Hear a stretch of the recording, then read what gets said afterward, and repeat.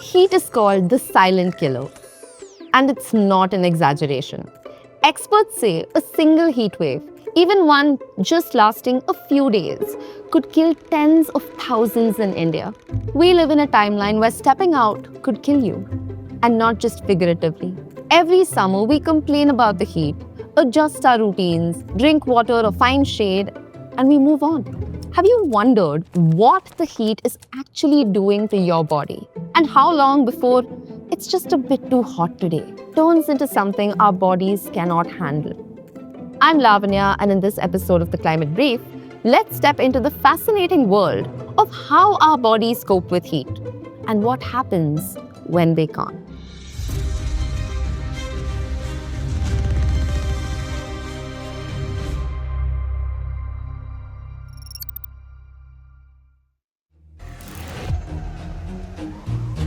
Quick reminder from class 6, human beings are warm-blooded, which means our body maintains a constant temperature of around 36.5 to 37.5 degrees Celsius.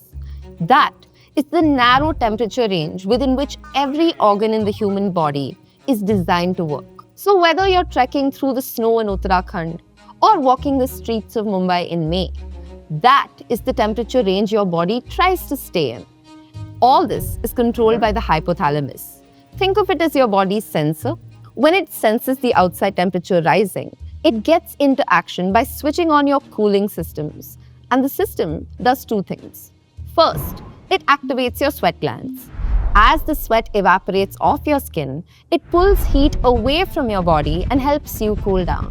And second, it expands your blood vessels and pushes more blood towards the skin surface so heat can escape. This is called vasodilation. Between these two responses, our body is remarkably good at keeping us cool. But it has its limits too. When outside temperature keeps rising, the hypothalamus gets overwhelmed and your body goes into overdrive. And that is when the first symptoms of heat exhaustion start. Symptom 1, you will begin to sweat a lot and feel a sense of fatigue. This is your brain telling you to stop generating more heat through physical activities. Sweating a lot means you lose water and salt faster than you can replace them, and you begin to feel thirsty, dehydrated. Your skin might start to feel cold and clammy, almost like you're wearing wet clothes, and your muscles might start to cramp in your legs or your stomach. The vasodilation we saw earlier is going to cause your blood pressure to drop, leading to that feeling of being dizzy or nauseous or heavy in the head. To keep blood flowing to your vital organs despite this low pressure, your heart is forced to beat much faster and harder. And this puts a massive strain on your entire cardiac system, which may increase the risk of heart attacks and failure, especially in vulnerable populations. Where it becomes deadly is when heat exhaustion turns into heat stroke, indicating that your cooling system has officially collapsed. In extreme cases, they actually stop sweating. The skin goes from cold and clammy to hot, red, and bone dry. You'll see symptoms like confusion, slurred speech, or seizures. At this point, immediate medical attention is the only way to help. Now that you know the symptoms, how do you gauge your risk for a heat stroke? Research shows that once external temperature crosses 35 degrees, breathing becomes faster and heat rate starts to climb. And at 40 degrees, your body starts using almost 35% more energy just to stay cool, even if you are sitting completely still. But here's a hidden enemy you haven't thought about yet. You know how people say a 42-degree day in Delhi feels more bearable than a 38-degree day in Chennai or Mumbai? Any guesses why? Humidity. In dry heat, your sweat evaporates almost instantly. But in a humid coastal city, the air is already so full of moisture that your sweat has nowhere to go. It just sits on your skin, trapping the heat inside your body and making your cooling system less effective. This is why humidity is the great multiplier that makes high temperatures much more dangerous. A 34-degree day with 80% humidity can feel closer to 50 degrees. So the real indicator of the risk of heat stress isn't just the temperature on your phone. It's temperature combined with humidity. That combination is what determines how hard your body is actually working to keep you alive. So the next time you check your weather app, check what the temperature feels like, not what it is. A 34-degree day with 80% humidity actually feels like 45 to 50 degrees. And this is what is more deadly than a 42-degree day with 40% humidity. New research shows that monsoon is the key driver of humid heat, meaning that this danger that heat poses to the human body is not just limited to the summer months. It now extends into the monsoon as well. When we talk about extreme heat, we usually focus on the big dramatic stuff, fainting, heat stroke, etc. But the truth is that heat is a silent killer. While it has short-term effects that you feel immediately, it also does long-term damage in ways that you don't even realize. In the short term, you'll see a few issues. Number one, ever noticed how your appetite just vanishes in the summer? Even a normal meal feels like it's too much. This is not a coincidence. When your body overheats, blood gets diverted to the skin for cooling, which means your gut gets significantly less blood than it needs. Digestion slows down, causing bloating, acidity, appetite loss, and cramps. And because high temperatures are the perfect breeding ground for pathogens, food gets spoiled quickly, leading to a typhoid and diarrhea spike every summer.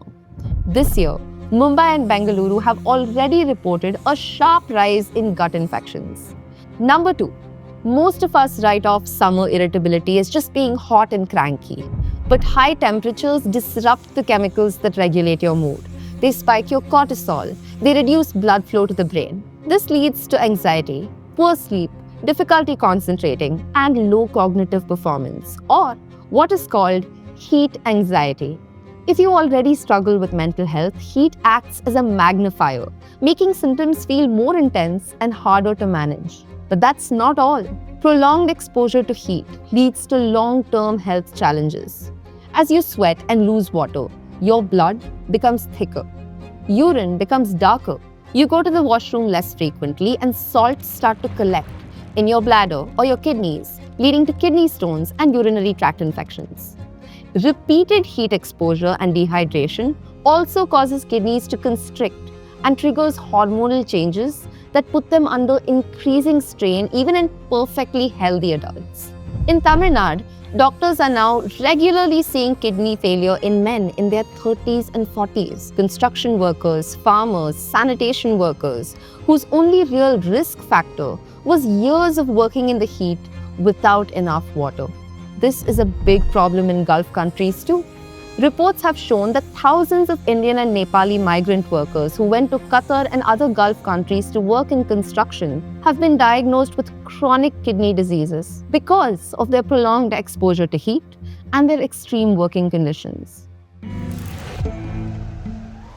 Over the last few years, the severity of heat waves has increased dramatically. About 57% of Indian districts are at very high heat risk. In 2024, India recorded over 40,000 heat stroke cases, and in 2025, at least 84 heat stroke deaths were recorded between February and July alone, and that is only what got reported. Heat stroke numbers are difficult to attribute, as they may often present as something else, like heart attack or brain stroke.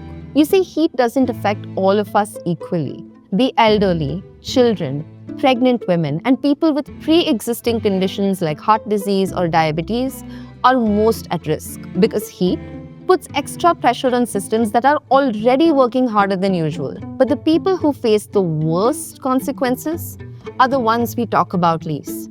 Your delivery rider, your street vendor, the construction worker who is exposed to direct sun for hours at a stretch. Okay, I've scared you enough. But there's plenty you can do to protect yourself and your loved ones this summer. First and foremost, stay hydrated. Drink plenty of water. Ensure you have electrolytes like ORS, coconut water, nimbu pani, or buttermilk with a pinch of salt. Try to avoid caffeine and alcohol, which can easily dehydrate the body. Second, have gut-friendly food. Instead of having heavy meals, split them into 3 or 4 light meals. Increase your liquid diet and stay away from stale food. Avoid direct sunlight, especially during peak hours of 11 a.m. to 4 p.m., and stay in cooler or well-ventilated areas as much as possible. Reduce strenuous and physical activities too. Wear light, loose-fitting and light-colored clothing as it helps reflect heat and allows your sweat to evaporate. Use fans and other cooling methods like taking cold showers, applying ice packs to key areas like the neck, wrists, and armpits to help cool the entire body. All of this can reduce your risk of getting heat exhaustion or heat stroke, but cannot fully prevent it. If you see someone around you showing signs of heat stroke, get medical intervention as soon as possible. While you do that, you can move them to the shade immediately and loosen their clothing to let their skin breathe.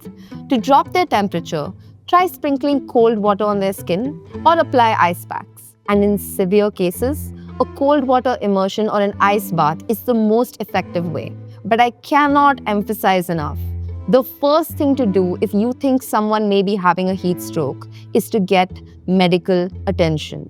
Yes, the heat can kill you, but awareness and early interventions can help reduce the impact. Share this video with your loved ones and subscribe to the Climate Brief for more stories.